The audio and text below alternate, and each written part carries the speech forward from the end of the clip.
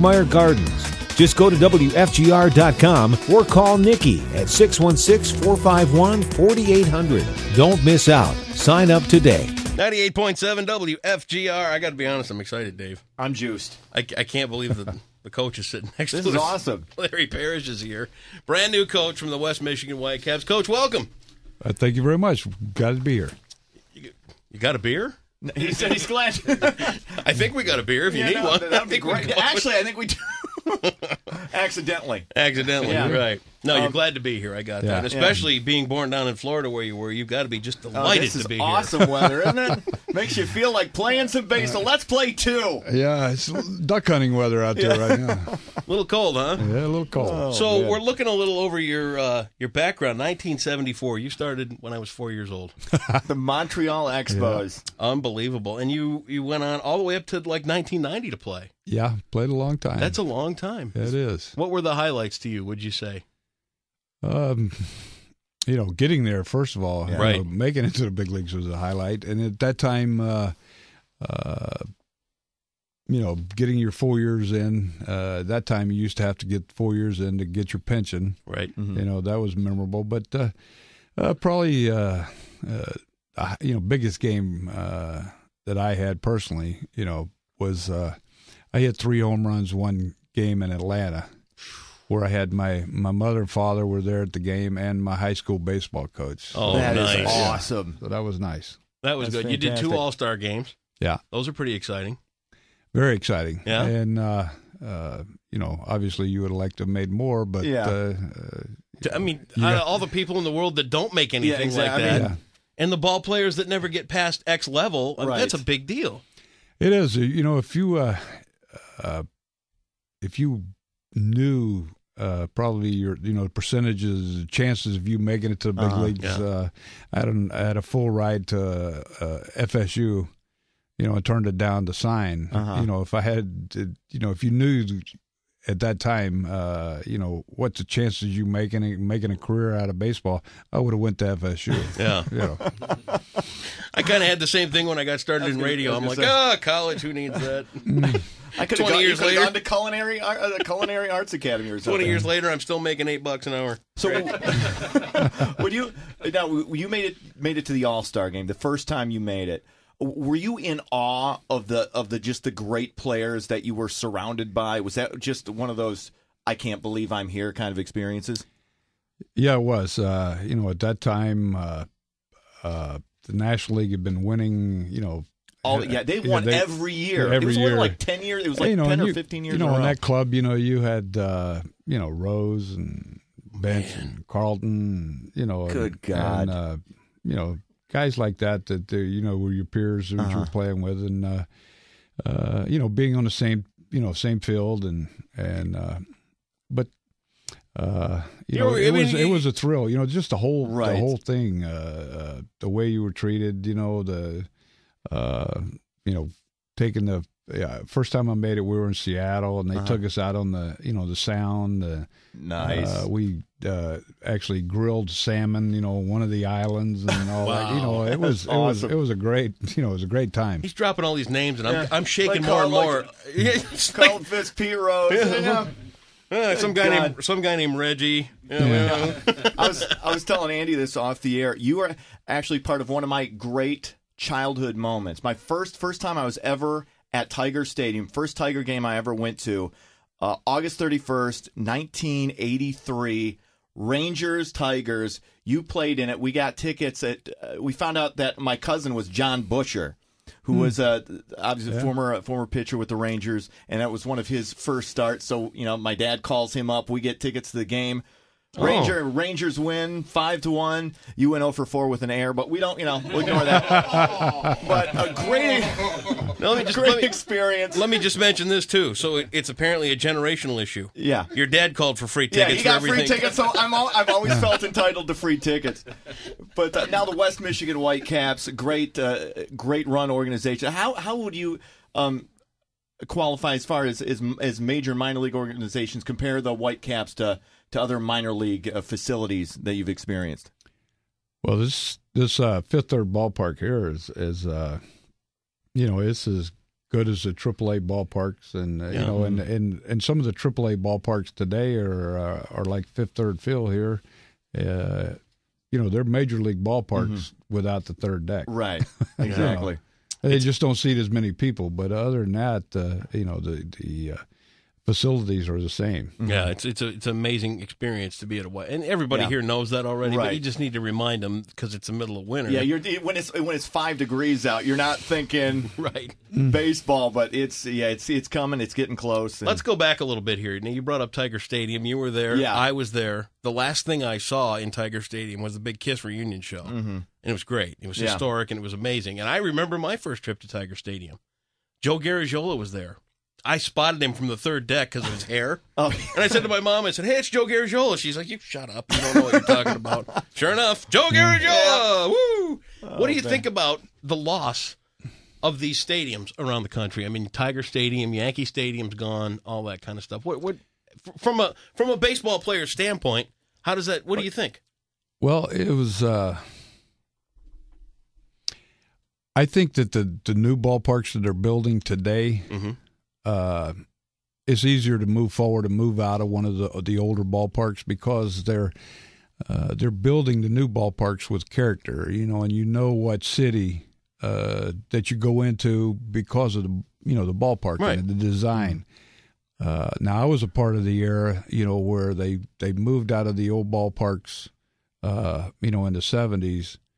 Early 70s into all the cookie cutter ballparks, you know, with Philadelphia, Atlanta, Pittsburgh, Montreal, all these ballparks. All looked the same. They were the same, you know, the same dimensions, other than maybe the Astrodome, which was forever. Which was a joke. You know, but all of them were the same, you know, and they looked the same. You weren't sure what ball, you know, other than the colors. You know, when you got out there, then you know, all right, Philadelphia would be red, and you know the seats would be red, or Pittsburgh they wouldn't be, you know, you know, the black or the gold. But other than that, you know, all the stadiums were basically the same. Where today, you know, the new stadiums, you know, they build them with their own idiosyncrasies, you know, and you know, you get a little bit of a home field advantage when you got things like Boston, when you had the green wall, and you know, the left fielder that knew how to play the angles, or the center fielder.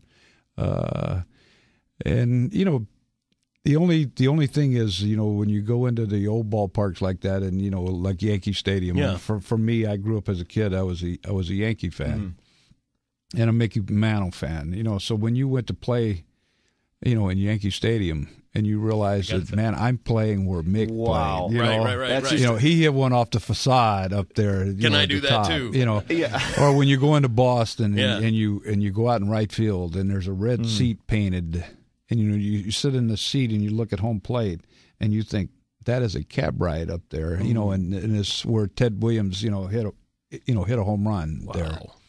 And you know, those are the things that, you know, you do lose that when you've been able to compare things like that. Now, do you think the young players that you're coaching, that you're teaching, do you think they really appreciate the history of the game? Not at all. Really? Why do you say that? You know, I guess because they just have so much. Yeah. You know, the video games, you know, and it's the computer, the iPhone age. I mean, you know, and more distractions. You know, they got a lot of distractions, and it just happens to be, you know, if they play baseball, it just happens to be what they were good at. Really? You know, but no love, you know, necessarily for, as they were growing up, for the guys that were playing at that time. See, I know when I grew up, you know, if you ask me, you know, all right, what's Moose Gowring hitting today? You knew what his batting average was. RBIs he had. You knew everything. Yeah.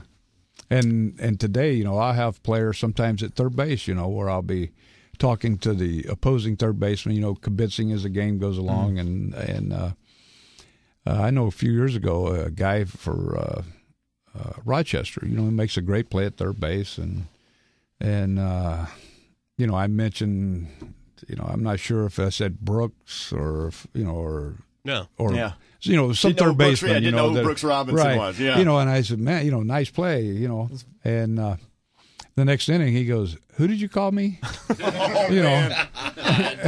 Brooks who? Yeah. Unbelievable. Who's George Brett? Huh? What? Yeah. Let's talk a little bit about the this year's class for the Baseball Hall of Fame. Which was nobody. Nobody. Yeah, they were skipped over because we're kind of getting into that era where, it was the steroid era. Mm-hmm. What do you think? I mean, should there be a pass given at some point for these guys, or should they get a star, or should they just be left out, or what? Did they cheat the game? Ooh. The last question, did they cheat the game? I mean, that's a tough one to answer. Mm-hmm. Baseball's always been about, a guy trying to look for an edge. Mm-hmm. Right. From the area, I mean, even when if you talk about the old players, with the you can go all the way back to slippery elm and the elm ball and, rubbing it on the pants. The Vaseline, the spitter. Gaylord Perry's career. So I mean, guys were always looking, for an edge. Right. But probably no one found the edge better than the guys in the in the 90s. Right. Yeah. And like I said, the only problem that I don't try to have a holier than thou attitude, because when you're 21, 22 years old, you think you're 10 feet tall, bulletproof. You're not worried about is something going to be unhealthy. Right. All you're thinking about is, that'll make me. This will make me X amount of money. Yeah, this will make me X amount of money, and it will make me put up great stats. Where's it at? Right. Yeah. But it did change the numbers in the game.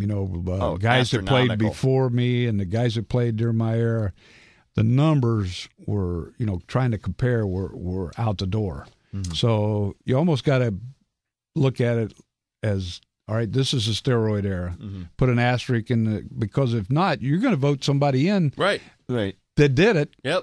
Trying not to. Right. You're going to leave guys out because they got caught. You say the asterisk. Mm-hmm. But you're gonna vote some guys in that were just as guilty that just didn't get caught. Let's go back a little bit further. Pete Rose. Did he damage the game? Should he be allowed into the Hall of Fame at some point? Well, I always said that on Rose was, he knew what he was doing. There's no one knew more about the game than Pete. And if you're gonna vote Pete in, you gotta go back to Shoeless Joe Jackson. Right. And he's got to come in. Uh-huh. That's true. It's like, where do you draw the line? Where do you draw the line? Uh-huh. Yeah, no doubt. We're talking with the brand new manager of the West Michigan Whitecaps. It's pretty exciting to have Larry Parrish in here. Big banquet tonight. Is that like open to the public, or is that just tickets are sold out? Yeah, of course.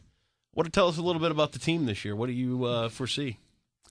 At this level, you have a big turnover rate. Guys coming and going. So we don't really know yet until we get in spring training, right, and see what we got. But only thing we can say was we'll work hard and we'll make them work hard, and then hopefully we'll play well. Yeah, right.